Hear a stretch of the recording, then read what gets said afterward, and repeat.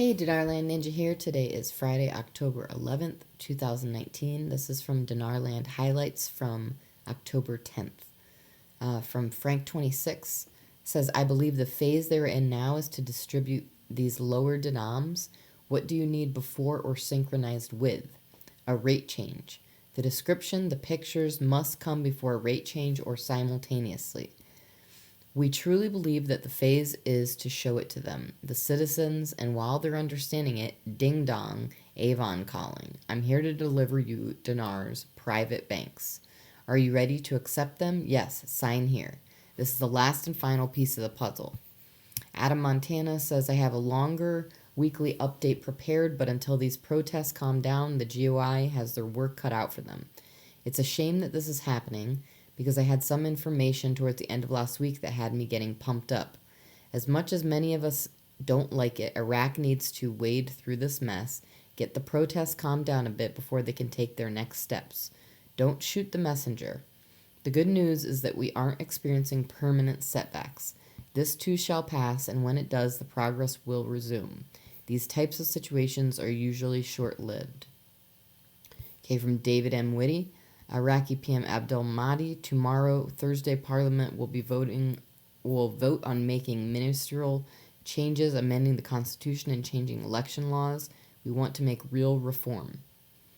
Okay, from Chattel's article titled Iraq, China Launch Oil for Reconstruction Agreement. Quote, when Iraqi Prime Minister Abdul Mahdi led a delegation to China in September, Baghdad and Beijing activated an oil for reconstruction and investment program. Under the arrangement, Chinese firms work in Iraq in exchange for 100,000 barrels per day. Certainly is a different means of monetizing oil or bartering oil for desperately needed services that Iraq cannot arguably otherwise afford. The foregoing would appear to contradict the following post from Caparoni. 10/8/2019, Newshound guru Caparoni Oil credits and reduced prices for oil is all. Nonsense. Iraq could never sell oil in exchange at a reduced price because the budget is 90% dependent on Iraq's oil exports. Okay, from Mark Z via PDK, still hearing positive things from Iraq that are expecting new rate by the 14th. It's a long weekend, Columbus Day weekend. There's a lot of expectations for this weekend. Could we be out the door earlier? Yes. I wish I could give you a better idea on timing, but I can't. Question, will banks close on Columbus Day, and will that affect exchanges?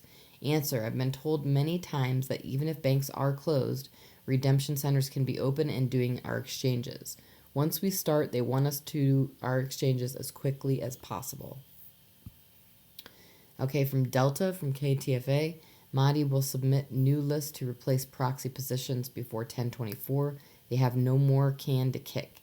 They will be kicked hard this time if they don't deliver. From White Lions, this is an exchange only, and as we private people have 2 years to turn, and whereas the banks of the world have 10 years. Either Iraq can ask the banks to turn in as they need, or banks can turn in as the rate changes at a penny or two. We'll take our dinar to the banks, and they will deal with the CBI from there. We do know the CBI has told us how they will handle the dinar. It's on their website. Question, 10 years to redeem? Answer, for the banks of the world, yes. For us and all the people taking it to the banks, 2 years. This is really close. The demonstrations have set it back a little. Okay, from Caparoni, article says, Finance Committee in Iraq Council of Representatives announced on Monday, August 19, 2019, the government direction to reinstate the currency and delete zeros from paper currency in order to strengthen the national economy.